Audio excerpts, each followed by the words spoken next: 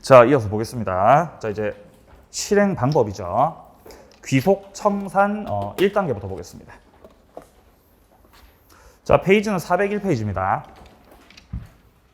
자, 일단 1단계가 실행 통지, 2단계가 청산기간, 3단계 청산금 지급, 마지막으로 본등기라고 했는데, 자, 일단 실행 통지 단계에서는요, 여기서는 청산 금액을 산정해요.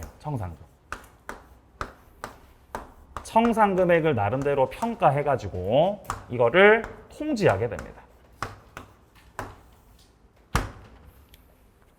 자, 그러면 가등기 담보권자가 청산 금액을 산정해봤을 때 주택가액이 3억이니까 빌려준 돈 1억 빼고 청산금이 얼마예요?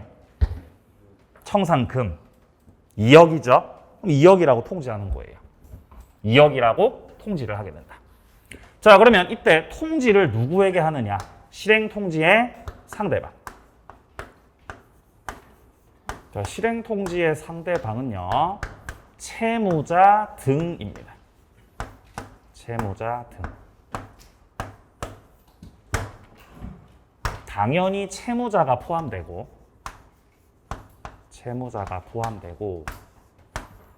그리고 물상 보증인, 그리고 담보권 설정 이후에 소유권을 취득한 제3자. 얘네들을 제3취득자라 그러죠. 얘네들이 싹 다 상대방이라는 것이에요. 그래서 얘네들 중에서 한 명이라도 빼먹으면 안 돼요. 전부 다 통지를 해주셔야 됩니다. 자, 세 번째. 어차피 청산 금액을 통지하는 것은 주관적 평가다. 주관적 평가에 해당된다. 자, 따라서 평가액이 객관적 가액에 미달되더라도 통지의 효력으로서는 문제가 없다. 네 번째, 청산금이 빵원이라도 통지는 해야 되는 것이다. 청산금 없어도.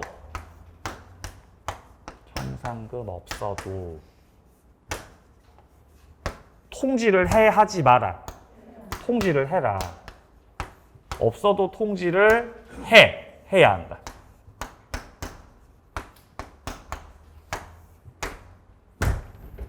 자, 그리고 평가액에 대해서 채권자는 다툴 수 있다, 다툴 수 없다. 다툴 수 없습니다. 다툴 수 없다. 자, 일단 1단계 먼저 보죠. 자, 동그라미 1번부터 목적물 가액에서 채권액을 공제한 차액이죠. 자, 우리 책에 나오는 건 목적물 가액이 5억이니까 채권액 1억을 빼고 4억이라는 겁니다. 4억. 자, 내려갑니다. 동그라미 2번이요. 청산금 평가액을 통지합니다.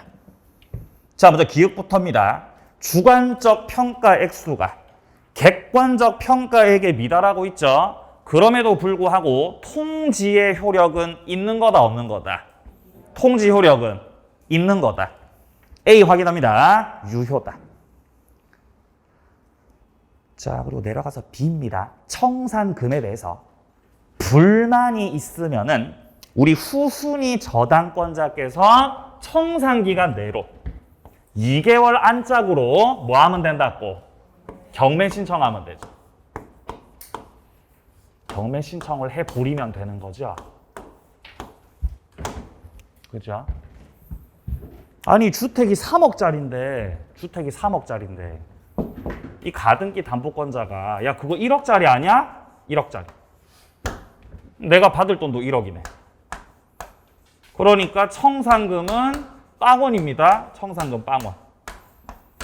이렇게 제 멋대로 평가를 했다는 거죠. 그러면 제 멋대로 평가를 한 거니까 청산 금액을 빵원이라고 갑한테 통지를 하면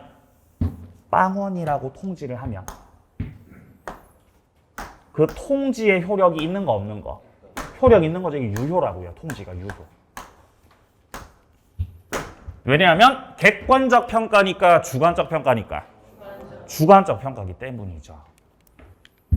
근데 이렇게 해버리면은 후순위 담보권자. 야, 네가 그렇게 평가하면 나는 받을 돈이 없잖아, 이 나쁜 놈아. 후순위 담보권자가 불만이 생긴다고요. 불만이 있으면은 청산 절차를 중단시켜야 되겠죠. 자, 청산 절차 중단시키려면은 채권 변제기 도래 전이라도 뭐 신청하면 된다? 경매 신청하시면 돼요. 경매를 신청해버리면은 청산 절차가 중단되고 경매로 들어가게 됩니다. 자, D도 확인합니다. 청산금이 없으면은 없다고 통지를 해야 된다. 어쨌든 통지는 해야 되는 거죠. 니은으로 내려갑니다. 통지의 상대방, 채무자, 물상 보증인, 그리고 제3취득자 모두에게 통지해야 됩니다. 이 중에서 한 명이라도 빠지게 되면은 절차가 진행될 수 없습니다. 한 명도 빠뜨리지 말고 싹 다 통지를 해야 됩니다. 자, 그리고 동그라미 3번입니다. 청산금 통지 구속력. 일단 한번 청산금액이 산정되고 통지를 하고 나면은 여기에 대해서 채권자가 다툴 수 있다고 다툴 수 없다고? 다툴 수 없습니다. 다툴 수 없다. 다툴 수가 없다. 다투지 말고 청사기간 내에 열받으면 뭐 하면 되죠? 경매 신청하면 됩니다. 그죠? 다투지 말고 경매 신청하면 된다는 거죠. 자, 내려갑니다. 자, 밑에 양과로 2번입니다. 2단계가 나오죠. 2개월이 경과가 되어야 합니다. 2개월. 자, 뒤로 넘어가세요. 양과로 3번을 확인합니다. 청산금의 지급, 그리고 목적물 인도가 나오고 있습니다. 이게 바로 3단계와 4단계죠. 청산금을 지급하고 본등기를 해주는 겁니다. 여기서 청산금을 지급하는 건 채권자 쪽이죠. 채권자 쪽. 본등기 해주고 이전 등기 해주는 건 채무자 쪽이죠. 채무자 쪽. 자, 현재 우리 사례에서 채무자가 갑이고 채권자가 을이죠. 그죠? 그러니까 채권자가 청산금을 주고 채무자가 이전 등기를 해주는 거죠.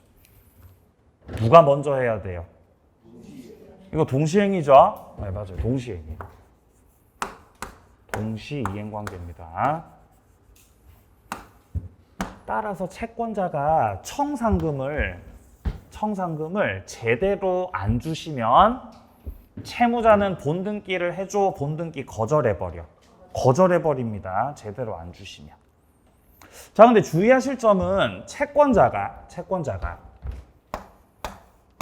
가등기를 말소시키는 거 하고 채무자 쪽에서 변제하는 거 하고는 이거는 동시행 아니죠? 이거는 동시행 아니에요. 이거는 동시이행이 아니고 이 경우는 변제, 돈 갚는 것이 선이행에 해당됩니다.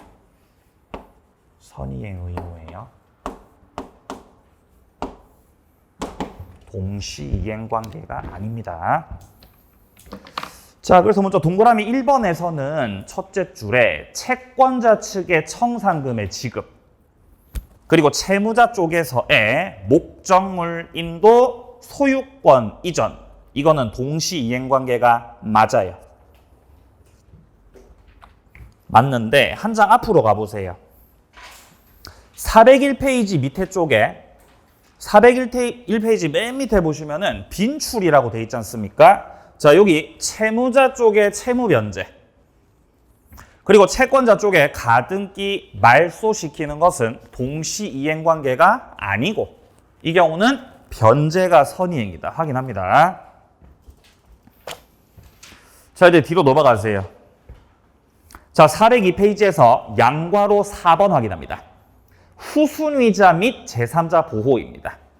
자, 먼저 동그라미 1번입니다. 후순위 권리자가 변제기 전에 경매를 청구할 수 있다는 것은 그 밑에 줄에 귀속 청산을 저지하기 위한 조치다. 따라서 청산 절차를 거치기 전에 경매 신청이 이루어졌다면은 이제 청산 절차가 중단되었기 때문에 더 이상은 본등기를 할 수가 있다 없다. 본등기 할 수 없습니다. 그럼 이제 저당권자로 취급돼 가지고 우선 변제받고 이제 집에 가시는 겁니다. 그렇죠? 문장 마지막에 나오죠. 우선 변제받을 권리가 있을 뿐이다. 자, 이제 오른쪽 페이지 가세요. 자, 파란색 2번입니다. 경매 실행. 자, 첫째 줄. 경매가 실행되면 담보가등기는 저당권으로 본다. 따라서 가등기 담보권자도 우선 변제 받아 못 받아? 받습니다. 순서에 따라 받는 거예요. 받는 거예요. 자, 그리고 밑에 양보하로 2번입니다. 채권액 신고라고 돼 있지 않습니까? 여기 동그라미 3번 보세요. 동그라미 3번. 가등기에는 두 가지 종류가 있습니다. 첫째, 지금 우리가 보고 있는 담보가등기. 이걸 가등기 담보권이라고 하는 거죠. 둘째는 그냥 가등기예요. 이건 우리가 물권법에서 봤었던 순위보전의 청구권 보전의 가등기 말하는 거죠. 이 둘 중에서 어떤 가등기인지 등기부만 봐가지고는 확인할 수 없어요. 확인이 불가합니다. 자, 둘째 줄 중간에 이런 말이 나오죠. 경매가 되기 전에는 어떤 가등기인 건지 등기부상으로는 식별이 불가능합니다. 근데 경매를 청구하게 되면 드디어 구별이 가능해지는 거예요. 그 가등기가 담보가등기였는지 아니면은 그냥 순위 보전의 가등기였는지가 이제 구별이 가능해집니다. 자, 왜냐하면 경매가 실행되면 담보가등기는 법원에다가 채권액을 신고해야만 비로소 우선 변제를 받을 수가 있기 때문입니다. 그러니까 가등기 담보권자는 채권 신고를 한다고 안 한다고? 신고한다고요. 가등기 담보권자는. 왜 신고해야 돼요? 우선 변제 받으려고. 뭐 받으려고? 우선 변제 받으려고. 근데 일반 가등기, 순위 보전 가등기는 채권 신고한다 안 한다? 안 합니다. 그럴 필요가 없죠. 다릅니다. 우선 변제 못 받으니까. 자, 내려갑니다. 네모 4번입니다. 양도담보입니다. 자, 양도담보는 채권자의 명의로 무슨 등기하는 거예요? 네, 소유권 이전 등기하는 겁니다. 뒤로 넘기세요. 청산 절차 거치기 전까지는 2번에 나와 있듯이 소유자는 담보권 설정자입니다. 자, 내려갑니다. 밑에 파란 색깔 4번. 담보권 실행. 동그라미 1번 첫째 줄에 이런 말이 나와요. 청산 금액이 채무자 등에게 모두 지급이 되면 양도담보권자는 목적물 소유권을 취득하게 됩니다. 등기를 해야 소유권 취득한다고요? 청산금을 지급해야 취득한다고요? 청산금 지급이라고요. 왜냐하면 가등기 담보 말고 양도담보에서는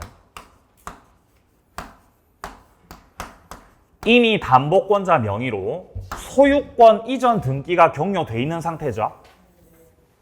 그렇기 때문에 1단계 실행 통지, 그리고 2단계 청산 기간, 그리고 3단계로서 청산금 지급까지 끝나게 되면은 절차가 마무리가 되는 거죠. 본등기 필요 없어요. 청산금을 지급하면서 소유자가 되는 것입니다. 자, 근데 얘가 아직 청산금을 지급하지 않았어요. 그러면 양도담보권자가 청산금을 지급하지 않았으니까 청산 절차 끝났어요? 아직 안 끝났어요? 아직 안 끝난 거죠? 그럼 소유자 누구예요? 갑이지. 지금 현재 소유자 갑이지. 근데 소유권 이전 등기는 누구 명의로 돼 있어요? 얘 명의로 지금 등기돼 있다고, 형식상.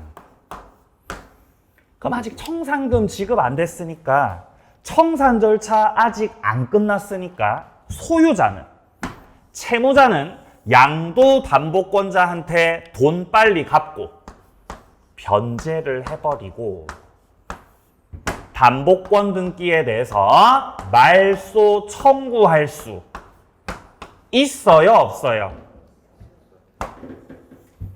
아직 청산 절차가 끝나지 않았으니까 빨리 돈 갚아버리고 말소 청구할 수 있는 거예요. 할 수 있습니다. 근데 만약에 양도담보권자가 그 전에 자기 명의로 등기돼 있다는 걸 이용해서 제3자한테 명의를 넘겼는데 그 제3자가 그런 사정을 모르는 선의의 제3자라면 선의의 제3자가 보호를 받아버려요. 그럼 얘가 유효하게 소유자 돼버려요. 그러면 선의의 제3자한테 넘어간 후에는 변제를 해도 말소 청구할 수가 있다, 없다? 없습니다. 말소 못해요. 못해. 자, 그래서 밑에 5번에 파란색 5번에 선의 제3자 보호가 나오지 않습니까? 자, 동그라미 1번부터 채무자는 청산금 지급받을 때까지는 채무액을 변제해버리고 소유권 등기에 말소 청구할 수 있다. 자, 이 문장에서 청산금을 지급받을 때까지라는 이 표현은 절차가 끝나기 전까지와 같은 말이죠. 청산금 지급이 마지막 절차이기 때문에 청산 절차 끝나기 전까지 돈을 다 갚아버리고 말소 청구를 할 수 있다는 거죠, 먼저. 자, 근데 문제입니다. 오른쪽 페이지에 동그라미 2번입니다. 다만 변제기로부터 10년이 경과돼 버렸거나 이미 선의의 제3자가 소유권 취득을 해버렸죠? 그러면 변제해도 말소 청구해, 못해? 못해요, 말소 청구를. 왜 못해요? 소유권 넘어갔잖아요. 소유권 넘어갔죠? 못한다는 거지.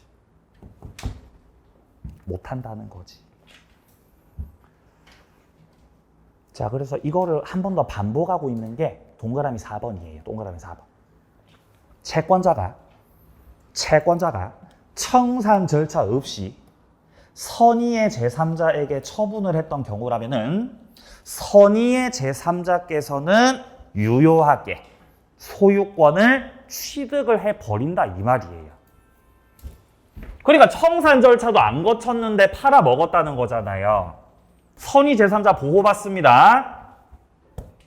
그럼 누가 나쁜 놈이에요? 나쁜 놈이지. 그죠? 그래서 선의 제3자 보호받아요. 보호받습니다. 예, 바로 그거죠. 부실법으로 가겠습니다. 405페이지요. 자, 이게 이제 특별법의 마지막 내용이고요. 자, 챕터 5장입니다. 부동산 실권리자 명의 등기에 관한 법률입니다.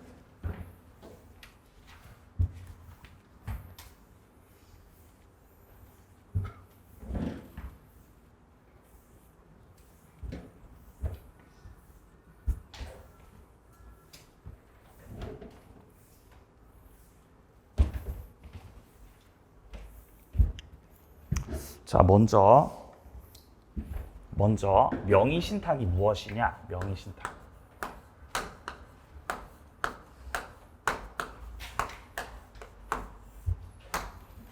명의신탁이라고 하는 거는 명의를 갖다 신탁한다는 거죠. 내 명의를 신탁하겠습니다. 당신께. 그래서 신탁을 하는 사람을 신탁자, 받는 사람을 수탁자라 그래요.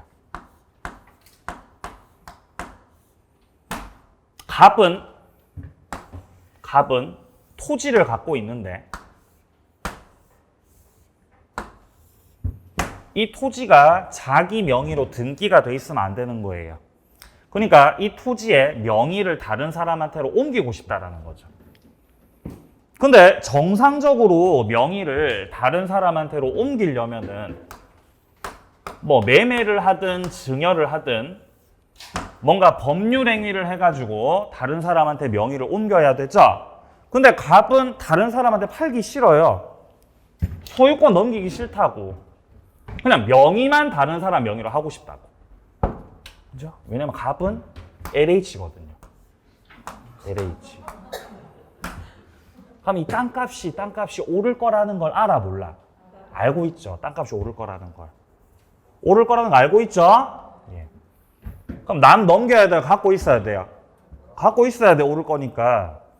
근데 내가 LH니까 내 명의로 해놓으면 티나잖아요. 그러니까 누구 명의로?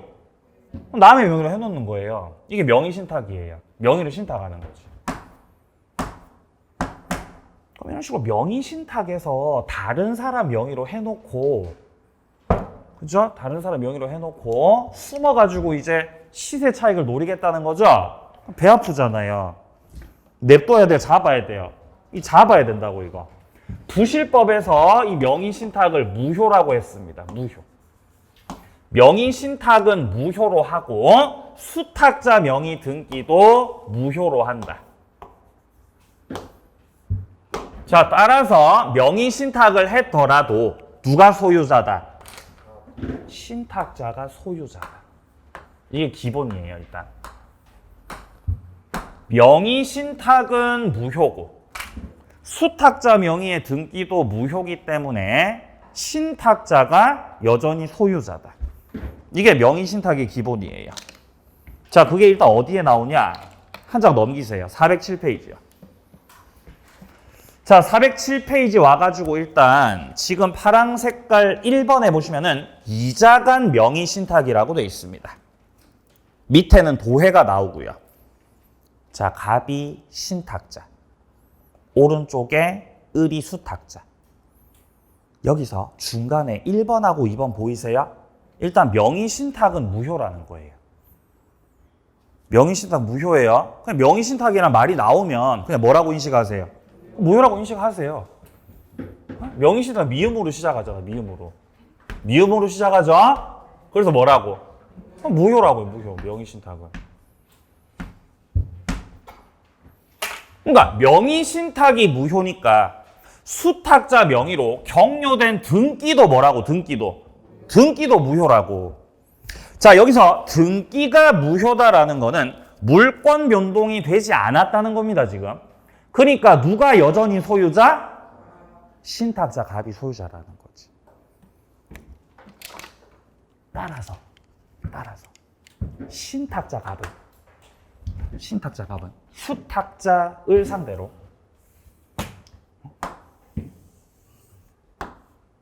야, 말소시켜. 말소 청구. 말소 청구할 수 있다, 없다? 어때요? 이거 가능합니까? 이거 돼, 안 돼? 안 돼요. 안 되죠, 그죠? 안 되게 뭐 돼요. 안 되게 뭐 하면 돼요? 되지. 됩니다.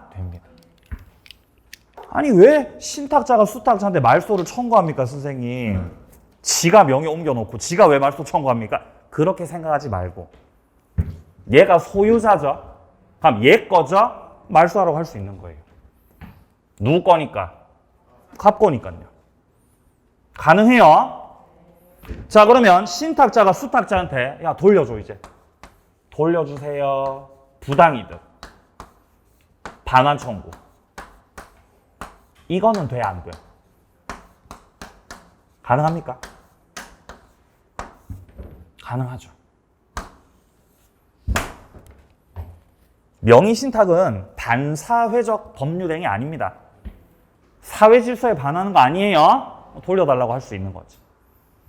만약에 사회질서에 반하는 행위다 라고 법원에서 판결 때렸으면 그러면 불법 원인급여니까 부당이득 반환 청구 못 하겠죠? 근데 아직은 우리 법원에서 명의신탁은 반사회적 법률 행위가 아니라 그랬어. 이거 아니라 그랬다고, 법원에서. 따라서 수탁자에게 격려된 등기는 불법 원인 급여다, 불법 원인 급여가 아니다. 아니라는 거죠. 따라서 돌려달라고 할 수 있다, 없다? 있다, 돌려달라고. 명의신탁은 반사회 아니에요. 반사회 아니에요. 예전에 그 유튜브 보다가 유튜브 알고리즘이 특이하잖아요. 네? 저를 어디로 인도했냐면은 헌법재판소에서 과연 이 명의신탁이 반사회냐 아니냐에 대해서 이 판사님들하고 변호사님들하고 뭐 학자님들 오셔가지고 토론을 하더라고요. 토론을. 한 2시간인가 토론하시더라고요. 반사회다. 반사회 아니다. 토론하시더라고요. 아주 팽팽해요. 네? 아주 팽팽한데 아주 근소한 차이로. 아주 근소한 차이로 반사회라고 아니라고. 이렇게 결론이 나더라고요. 근소하다 그랬어요. 나중에는 바뀔 거란 소리예요. 나중에는 사회 인식이 바뀌다 보면은 야, 명의신탁 반사회야. 이렇게 판결 내려버린다고 나중에는. 그럼 또 다 바뀌죠? 빨리 합격하세요. 바뀌기 전에. 나중에 바뀔 거라고. 나중에는 바뀔 거라고. 그리고 이번 LH 사태를 보면서 겪었잖아요. 아, 명의신탁은 아주 반사회적인 거구나. 라고 우리의 인식 속에 자리 잡기 시작했다고요. 그럼 그런 것들이 법에 반영이 된다고요. 나중에는 바뀔 거라고요. 이게 반사회적일 거라고 나중에는.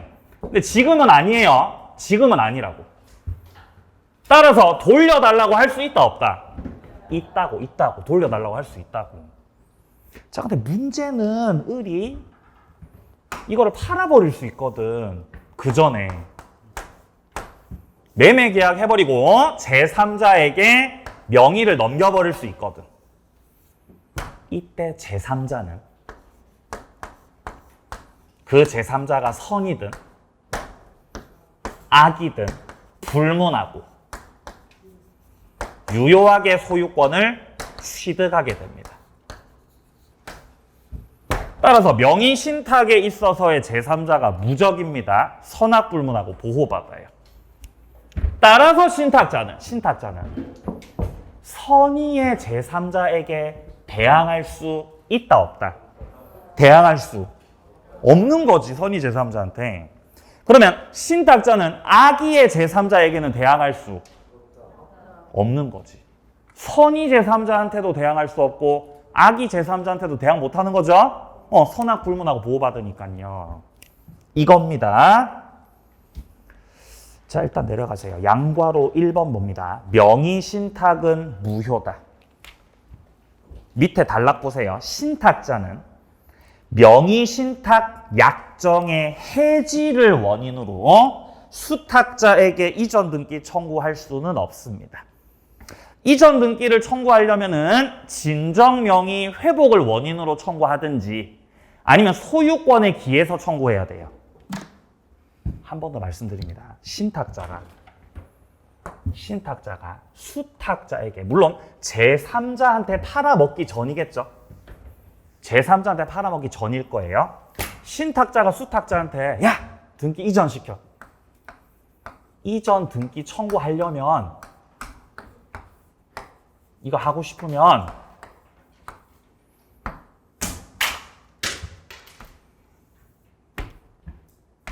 진정 명의 회복을 원인으로 등기 청구하시라고요. 이거를 원인으로. 아니면 소유권에 기해서 청구하시라고. 신탁자가 소유자니까. 소유권에 기하여 이전 등기 청구. 갑이 소유자니까 이렇게 청구하시라고. 지금 우리 책에서처럼 야, 명의신탁 해지됐으니까 명의신탁 해지를 원인으로 이전 등기 청구를 하자. 이거는 돼, 안 돼? 이건 안 돼요, 이거는. 1번도 되고 2번도 되는데 3번은 안 돼요. 3번 왜 안 되죠? 무효라서. 명의신탁이 무효라서 해지를 못하죠? 그래서 3번이 안 되는 거예요. 그걸 좀 주의하시라는 겁니다. 자, 양괄호 2번으로 내려갑니다. 물권 변동은 무효다. 자, 동그라미 1번 봅니다. 농지법 제한을 회피하고자 명의신탁 약정에 따라 수탁자에게 명의신탁을 하셨어요. 하지만 그것을 반사회적 법률 행위라고 할 수는 없다. 이게 현재 우리 판례 입장. 따라서 마지막 문장. 불법 원인급여에 해당한다, 해당하지 않는다? 해당하지 않는다고요. 그럼 불법 원인급여에 해당하지 않으니까 부당이득 반환 청구 할 수 있어요, 없어요? 할 수 있다는 거지. 돌려달라고. 그래서 밑에 기역에 진정명의 회복을 원인으로 이전 등기를 청구할 수 있는 거예요. 단 이런 거 청구할 때는 진정명의 회복을 원인으로 하거나 소유권에 기해서는 청구할 수 있다 그랬죠? 근데 뭐 갖고는 안 된다고? 명의신탁 해지 원인으로 이건 안 된다고.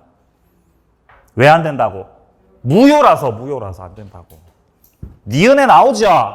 명의신탁 약정에 해지를 원인으로 해가지고는 소유권 등기, 말소 청구, 이전 등기 청구 이런 거 할 수 없습니다.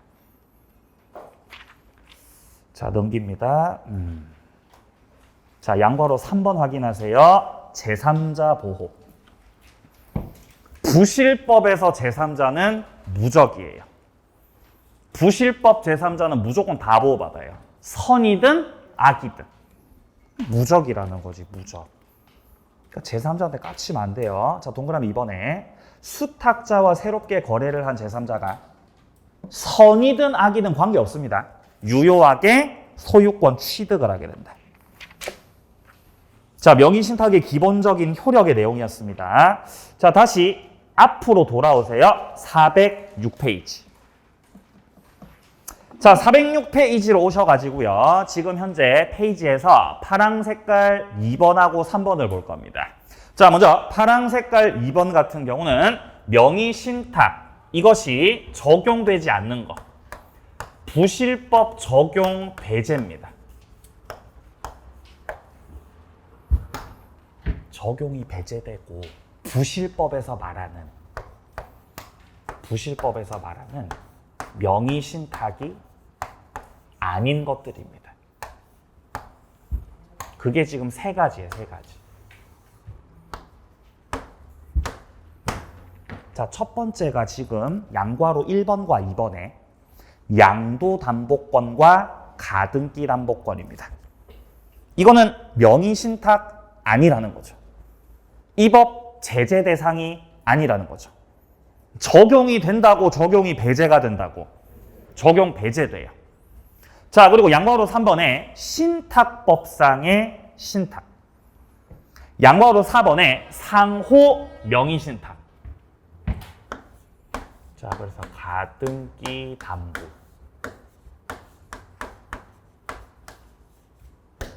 양도 담보.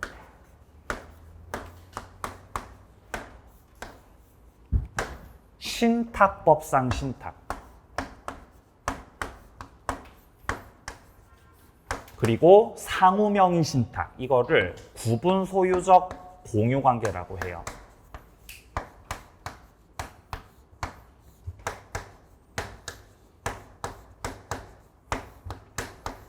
이것들은 명의신탁 아닙니다. 따라서 제재한다, 제재하지 않는다. 제재 안 해요. 뭘로 제재 안 해요? 부실법으로. 부실법으로 제재 안 한다고, 얘네들은. 따라서 얘네들은 유효해요, 무효해요? 유효지. 제재 대상이면 명의신탁이 맞으면 무효라 그러겠죠? 근데 그게 아니니까. 적용 배제되니까. 그냥 그 자체로서 효력이 있는 것들입니다. 자, 근데 적용 대상인데 제재 대상임에도 불구하고, 즉 명의신탁이 맞는데 예외적으로 유효가 되는 것들이 있죠. 그것도 세 가지죠. 그죠? 종중, 배우자, 종교단체. 종중배우자 종교단체에서는 명의신탁이 맞지만 예외적으로 유효가 되는 것들이죠. 종배종이요.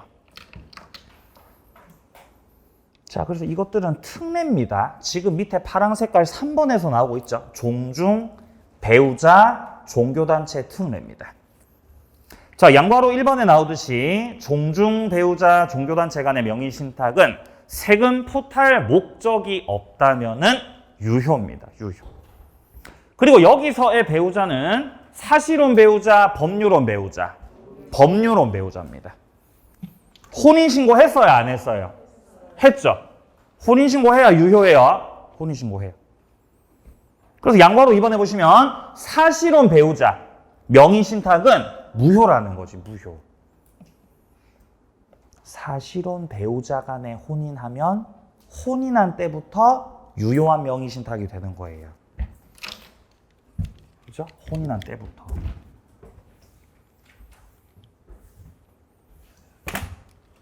따라서 갑이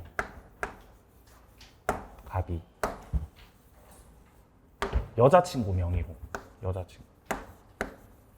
여자친구 명의로 해가지고 부동산 등기하고 아파트입니다.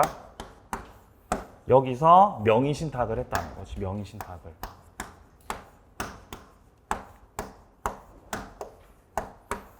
이렇게 되면 명의신탁 유효예요, 무효예요? 명의신탁 유효, 무효? 무효지. 왜 무효예요? 왜 무효죠? 미음이라서. 미음이라서 무효라고, 명의신탁. 그럼 등기 유효, 무효? 무효지. 그럼 누가 소유자지? 신탁자 갑이 소유자지.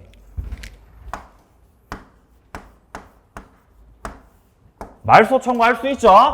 말소 청구할 수 있죠. 그죠? 그러니까 여자친구 명의로 해놨어도 말소 청구하면 돼요. 해서 돌려받으면 되는 거죠? 돌려받으면 되는 거죠. 네. 근데 문제는 여기서 이제 결혼하게 되면, 여기서 혼인을 하시게 되면 이제 여자친구가 아니고 배우자가 되잖아요. 그죠? 배우자가 되잖아요. 이러면 이제 돌아올 수 없는 강을 건너게 되는 거예요. 그렇게 되면은 명의신탁이 유효가 돼요. 유효가. 소급해서 유효돼요? 혼인신고한 때부터예요? 혼인신고한 때부터죠? 유효라는 거지, 유효. 그럼 등기는요? 유효예요. 그럼 소유자 누구예요? 아니요, 둘 다입니다. 이 경우는 내부적으로는 신탁자가 소유자. 자, 그리고 외부적으로는 누가 소유자? 수탁자가 소유자. 이렇게 되죠. 그러니까 이제 바깥에 나가가지고 이 집 내 집이라고 막 이렇게 설치고 다니잖아요. 자기가 산 집이 아닌데. 근데 그렇게 해도 돼, 안 돼? 그렇게 해도 돼요. 외부적 소유자예요. 그렇죠? 당당하게 나가가지고 내 집이라고 하셔도 된다고요. 근데 집에 들어왔을 때는, 남편이 퇴근했을 때는 뭐라고 해야 돼요? 내 집이야, 당신 집이야? 당신 집이라고 하셔야 된다고. 왜냐면 내부 관계에서 누가 소유자니까? 신탁자가 소유자니까요. 그죠? 그렇게 해야 되죠. 근데 과연 그렇게 할지는 모르겠습니다. 과연 어떻게 될지는. 네. 자, 그래서 사실혼 배우자는 무효고요. 혼인을 하면 이제 유효가 되는 겁니다. 자, 그리고 이제 뒤로 넘기세요. 2자가 명의신탁이었고요. 이제 3자가 명의신탁. 자, 3자가 명의신탁을 좀 보겠습니다. 예. 자, 중간에 끊어가기가 좀 애매하기 때문에 다 끝내고 쉴 겁니다. 힘내세요. 3명이서 하는 명의신탁은 일단 총 종류가 2가지인데요. 자, 408페이지로 오셔가지고요. 자, 파랑 색깔 2번에 보시면은 3자 간 명의신탁이라고 되어 있죠. 여기 양괄호 1번에 보시면은 계약 명의신탁이라고 하는 것도 있고, 그리고 중간생략형 명의신탁이라고 하는 것도 있지요. 자, 일단 계약 명의신탁이라는 건 이런 거예요. 매도인이 있고 매도인이 있고 그 다음에 매수인이 있겠죠. 매수인이 있겠죠. 매매 계약이 체결되니까 여기서 이 매수인이 수탁자다. 매수인이 수탁자다. 이러면은 계약명의 신탁이에요.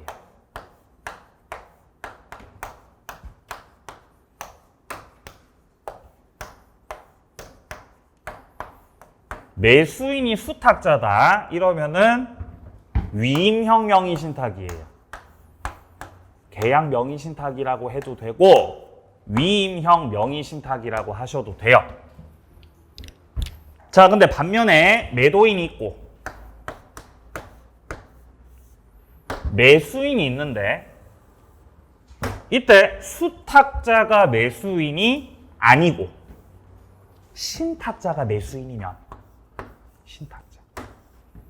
신탁자가 매수인이면은 이 경우는 계약 명의 신탁이 아니고 중간 생략형 명의 신탁이에요. 중간 생략형 명의 신탁이라고도 하고 아니면은 3자 간 명의 신탁이라고도 해요. 그래서 이거 가지고 구별하는 거예요. 자, 일단 매수인이 수탁자면은 어떤 형태고 계약 명의 신탁, 위임형이고요. 매수인이 신탁자면은 무슨 형태고요? 중간 생략형이에요. 3자 간 명의 신탁. 자, 그러면 계약 명의 신탁 같은 경우는 신탁자가 어디 계시냐? 신탁자 뒤에 숨어 있습니다. 신탁자는 뒤에서 숨어가지고 자금을 제공하는 거예요. 자금을. 요렇게 자금 제공. 신탁자가 자금을 제공하면서 신탁자, 수탁자 사이에 명의 신탁이 이루어지는 거죠. 어쨌든 명의 신탁은 무효예요. 왜 명의 신탁 무효예요? 미음이라서요. 명의 신탁은 어쨌든 무효입니다. 자, 그러면 신탁자가 수탁자에게 돈을 주고 야, 내가 너한테 5억 줄 테니까 너 빨리 가가지고 매매 계약을 체결하고 등기를 빨리 받아라. 요렇게 하는 형태죠. 자, 근데 이렇게 됐을 때 매도인이 그런 사정을 몰랐다. 그러면은 매매가 유효고 수탁자 명의 등기도 유효해요. 그러니까 계약 명의 신탁의 문제는 신탁자가 수탁자에게 5억을 제공해서 일단 수탁자 명의로 넘겨놨지만 갑은 을이 나중에 이 땅을 자기한테 줄 거라고 믿었지만 땅을 넘겨 안 넘겨? 안 넘기죠. 지금 10억 됐거든요. 땅이 10억 되니까 을이 땅 넘겨 안 넘겨? 안 넘기지. 넘겨야 돼? 안 넘겨도 돼요? 안 넘겨도 돼요. 유효자, 소유자 누구예요? 을이죠. 을. 따라서 갑은 수탁자한테 돌려달라고 부당이득 반환 청구. 부당이득 반환 청구. 부동산 달라고 돈 달라고. 그죠? 5억 달라고 부당이득 반환 청구하는 거죠. 그죠? 땅값은 10억이 됐지만 갑은 돈을 달라고 할 수밖에 없다라는 겁니다. 자, 그래서 밑에 내려가서 양괄호 2번에 보시면은 계약 명의 신탁이라고 되어 있죠. 사례 봅니다. 매도인 소유의 부동산을 신탁자가 친구한테 자금 대주고 친구가 매수자로서 매수하는 형태입니다. 자, 오른쪽 페이지 갑니다. 표로 들어오세요. 자, 먼저 유형 1번입니다. 매도인이 선이다라고 되어 있습니다. 매도인이 선이다. 자, 밑에 표에서요. 명의신탁 약정은 일단 무효라고 돼 있죠. 예, 명의신탁 무효예요. 자, 그래서 동그라미 1번에 신탁자가 명의신탁 해지를 원인으로 해가지고 등기 청구할 수가 없다고 돼 있죠. 이거 왜 안 되겠어요? 무효라서 안 되는 거지. 자, 밑에 칸 매매 계약은 유효다. 매매 계약은 유효다. 밑에 칸 쟁점 1 소유자는 누구냐? 수탁자다. 수탁자다. 쟁점 2 수탁자는 부당이득 반환 의무가 있다. 이때 부동산 돌려줘야 된다. 돈 돌려줘야 된다. 돈을 돌려준다. 그죠? 매수 자금에 대해서. 그러니까 바꿔 말하면 신탁자가 수탁자한테 부당이득 반환 청구할 때 부동산 달라고 청구, 돈 달라고 청구. 돈 달라고 청구해야 된다라는 것이죠. 자, 쟁점 세 번째입니다. 신탁자가 부당이득 반환 청구했는데 여기서 수탁자가 넘겨주지 않을 때, 돈을 돌려주지 않을 때 신탁자가 유치권 행사할 수 있습니까? 유치권 행사 못하지요. 부당이득 반환 청구권은 부동산 자체로부터 생긴 채권이 아니다라고 되어 있죠. 따라서 유치권 주장할 수 없습니다. 자, 그리고 밑에 칸에 내려가면 유형 두 번째가 나옵니다. 매도인이 악이다. 그러면은 무효가 돼요. 그러니까 매도인이 애초에 악이었으면 매매가 무효가 되고 수탁자 명의의 등기도 무효가 되거든요. 그럼 소유자 누구예요? 병이지, 병.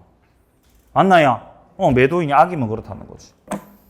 읽어보세요. 자, 그 밑에 칸 유형 세 번째. 계약 명의 신탁이 매매가 아니라 지금 경매라고 돼 있죠. 이게 매매가 아니라 경매였다면 경매를 통해서 수탁자가 지금 낙찰을 받으셨다는 거죠. 낙찰받았다.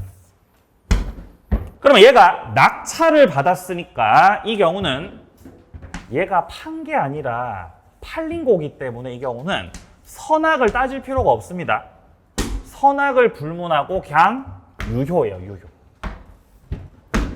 경매에서는 유효입니다. 유효. 매도인의 선악과 관계없이 수탁자 명의로의 등기가 유효다. 자, 넘어갑니다. 이제 중간생략형 명의신탁입니다. 자, 중간생략형은 신탁자가 매매계약을 체결합니다. 근데 갑이 부탁을 해요. 선생님, 제가 돈 좀 얹어 드릴 테니까 땅을 저한테 넘기지 말고 을한테 요렇게 등기를 넘겨주세요. 요런 형태로 계약을 하는 거죠. 그럼 결국 갑과 을 사이에서 명의신탁 약정이 있었다는 거고 을은 수탁자였다는 거고 어쨌든 명의신탁은 유효다, 무효다? 명의신탁은 무효예요. 그리고 이 경우는 매도인 병도 가담을 하셨기 때문에 수탁자 명의의 등기도 무효입니다. 따라서 중간생략형 명의신탁에서는 현재 소유자가 누구죠? 병이 소유자죠. 그리고 매매도 유효입니다. 따라서 갑은 매매 대금을 돌려달라고 할 게 아니고 매매가 유효니까 대금 돌려달라고 할 게 아니고 수탁자 명의 등기를 말소시켜야 되는 거죠. 근데 갑이 직접 말소시킬 수 없으니까 어떻게 말소 청구? 매도인을 대위해가지고 매도인 대위해가지고 요렇게 말소 청구할 수 있죠. 자, 그러면 대위해서 말소 청구권 행사를 하게 되면은 수탁자 명의 등기가 말소가 되고 명의가 병한테로 되돌아가겠죠. 그럼 갑이 이제 이전 등기를 청구하게 되는 것이죠.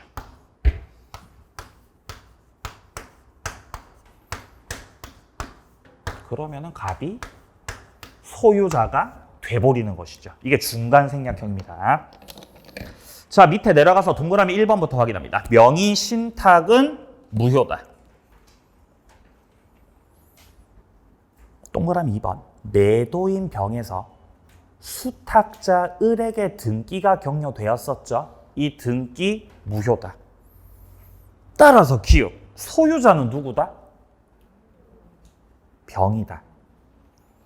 니은 매도인 병은 소유권에 기해서 수탁자 을 명의 등기 말소 청구할 수 있다 그러죠. 왜 할 수 있는 거죠? 소유자라서. 그러면 디귿은 진정명의 회복을 원인으로 왜 이전 등기 청구가 가능한 거죠? 소유자라서. 니은도 되고 디귿도 되고 이 둘 다가 가능한 이유는 소유자이기 때문입니다. 자, 내려갑니다. 동그라미 3번. 매매 계약은 유효입니다. 자, 따라서 니은입니다. 매수인은 얘가 신탁자겠죠. 신탁자. 자신의 등기 청구권을 보존하기 위해서 매도인을 대위해서 수탁자 명의로 된 등기에 말소 청구가 가능하다는 거죠. 직접 말소 청구는 안 됩니다. 어떻게 말소 청구한다고요? 대위 말소 청구. 디귿입니다. 신탁자가 수탁자한테 직접 부동산 등기 이전을 청구할 수는 없는 거죠. 왜 못하는 거죠? 당신 소유자 아니라서. 당신 소유자 아닙니다. 직접 청구 못해요. 자, 4번 내려갑니다. 제3자는 무적이라 그랬죠. 선이든 악이든 제3자는 보호받습니다. 자, 여기까지 요약 과정 마무리하겠습니다. 좀 쉬었다가 문제풀이 들어가죠. 특별법부터 들어갑니다.